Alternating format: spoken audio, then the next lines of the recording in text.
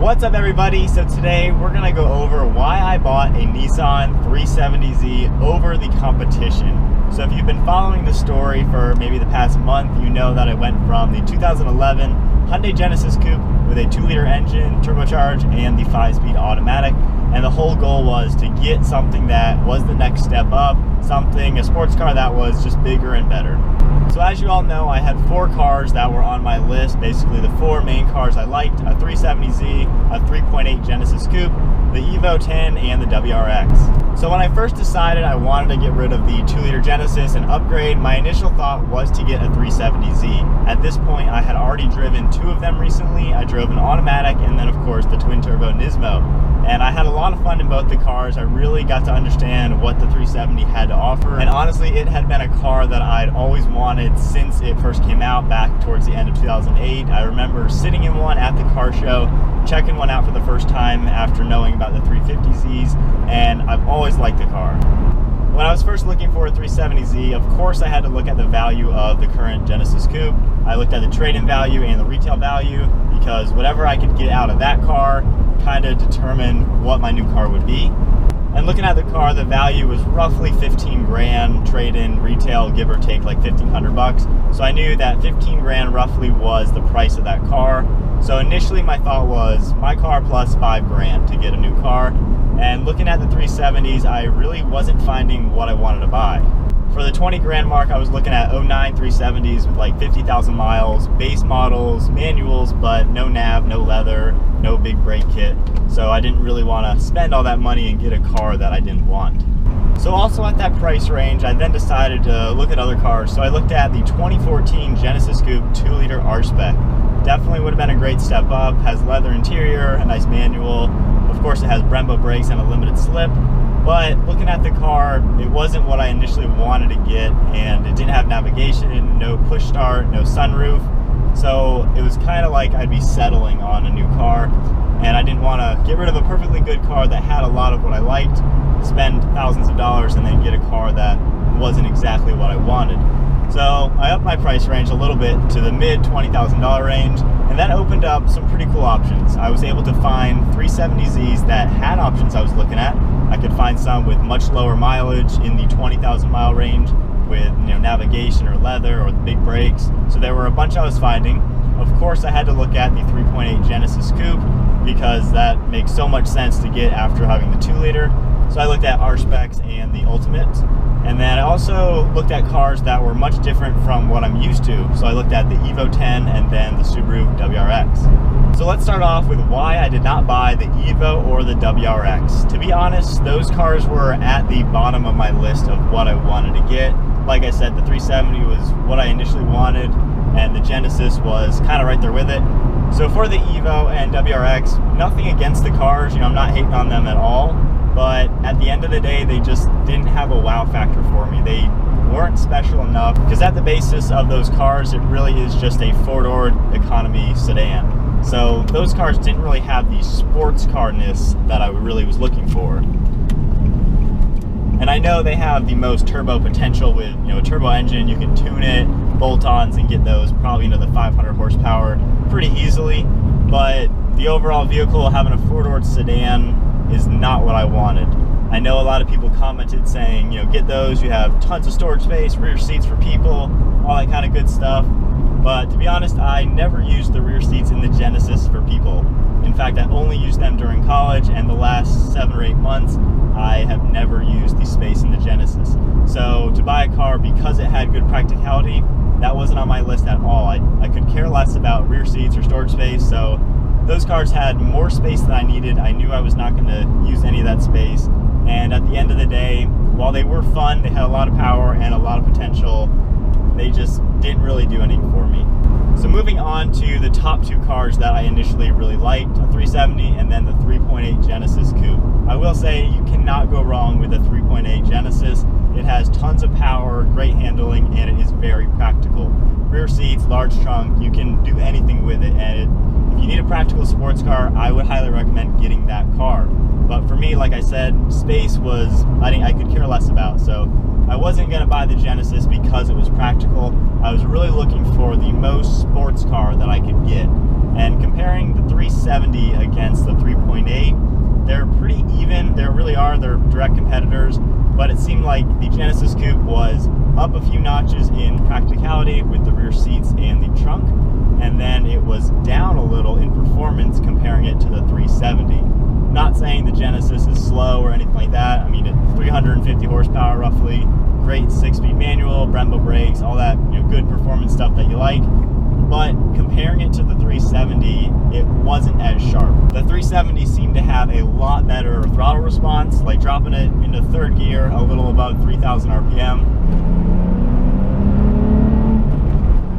And it jerks forward. I mean, it's got a lot of instant throttle response depending on whatever your gear you're in, while the 3.8, whatever gear, even if you're in second gear going like 25, 30 miles an hour, it didn't seem to push you back in your seat that instant you touch the throttle.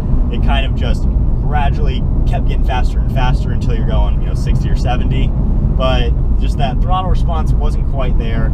And then being that that car weighs like 300, 200 pounds more than the 370, it didn't seem to have the same cornering abilities. It had a little bit of body roll, and the whole car just didn't seem as connected to itself and tight. In the 370, the car is really short compared to the 3.8, so when you take a turn, you know, there's no flex, there's no body roll, while the 3.8 had a little bit of body roll, and it just didn't seem super planted. Not saying it was, you know, an SUV going around a turn. It was nice and planted, but comparing it to the 370, it wasn't as planted as this car is. And then another aspect of the 3.8 that I didn't like, it was way too familiar. I was looking for a new car that was different. I wanted to buy a new car. And when I was driving in the 3.8, unfortunately, most of the time it just didn't seem like I was in anything different. Obviously it had more than 100 horsepower more compared to my coupe, a manual versus the automatic, better brakes and a limited slip.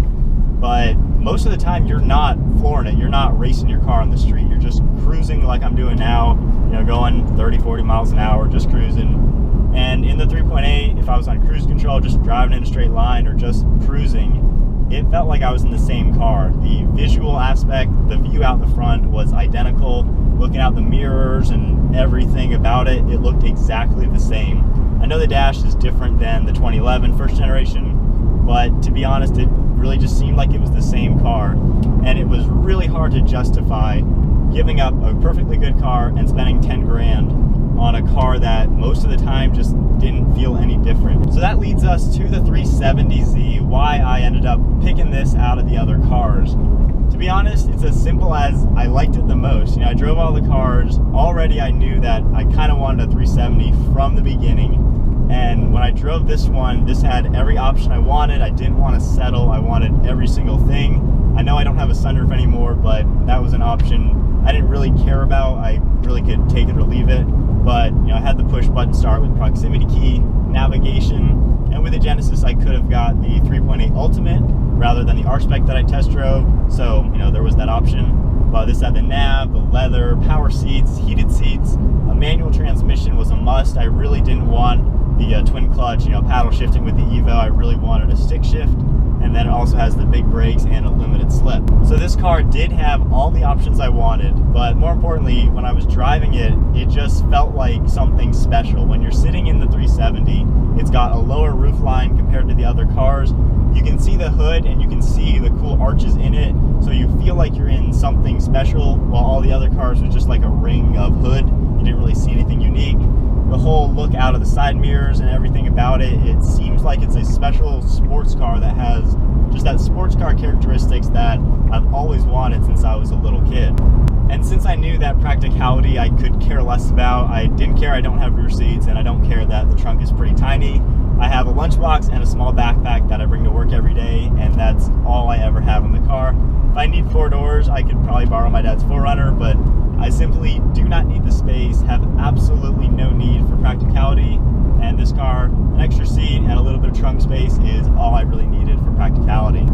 So to move on to some other criteria for when buying a car, a lot of people commented about insurance costs on all the cars. A lot of people said that the Evo and the 370 were one of the most expensive cars to insure.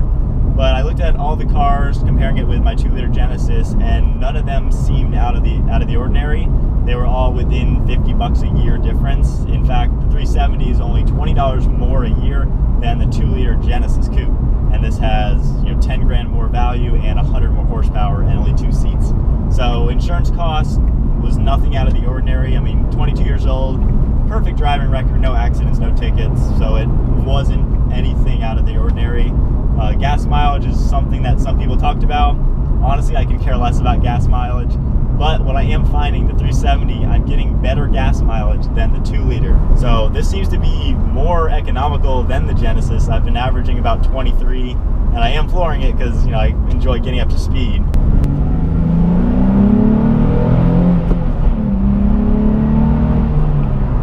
I mean, when I drive, I don't, race all the time, but I like getting up to speed quickly. And I'm doing the same kind of driving in the Z as I was in the Genesis, but just with the naturally aspirated engine, it seems a little more efficient. But insurance costs, gas mileage, didn't really care because it really didn't make too much difference. But back to the car, the bottom line is the 370 was the most fun. I enjoyed what it had to offer. The power, it's got plenty of power. 332 horsepower is a pretty decent amount. I can hit 60 miles an hour in second gear. It's got rev matching in sport mode, and it just seemed, out of the 4 cars at least, to be the most sports car oriented. Just the whole 2-door, 2-seater aspects of it, it seemed to have the most character and the most drama when driving. The plantedness of it when you're taking a turn is unreal compared to the others. The throttle response is super sharp, the power is awesome, and the sound, it's starting to get better as I drive it, which is kind of weird.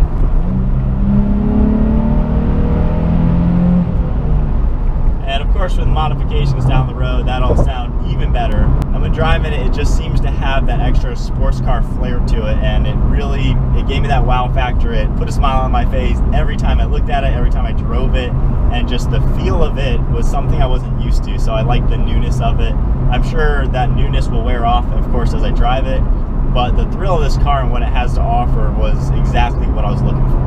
And then to look at some other cars that people commented, like Mustangs, Camaros, and a few BMWs. Honestly, I don't want those. I mean, it's as simple as that. I don't want a Mustang, I don't want a Camaro.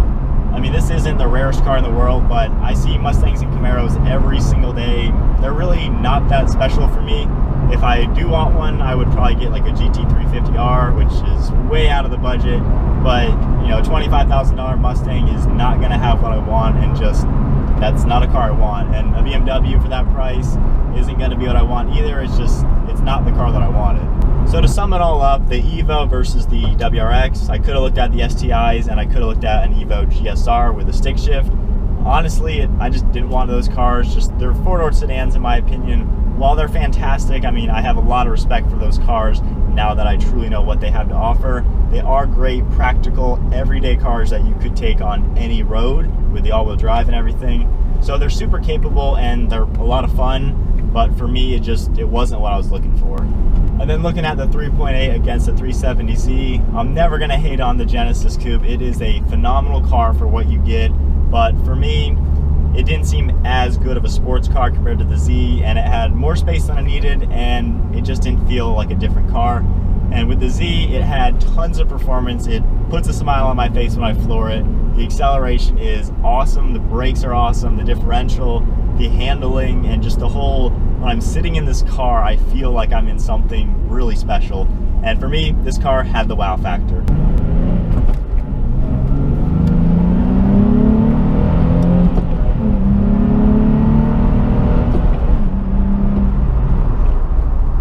Well, there you go, everybody. That is why I bought the 370Z over the other cars. At my budget in the mid $20,000 range, this is what I wanted, and even if I bumped up my price range a little more, this is still the car that I would have wanted.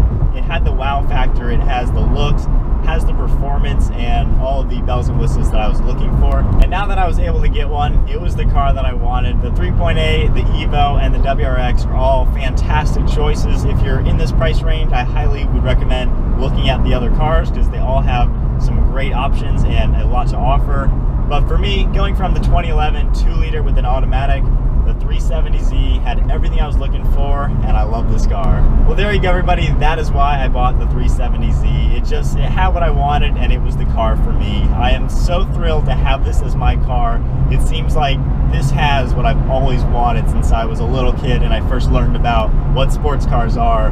I cannot wait for the videos I have planned for this car. Mountain events, track events, modifications, comparison videos.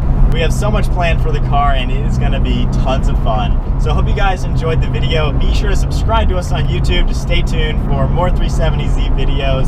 Follow us on Instagram for tons of photos, and follow us on Facebook as well. So thanks for watching. We'll see you all next video.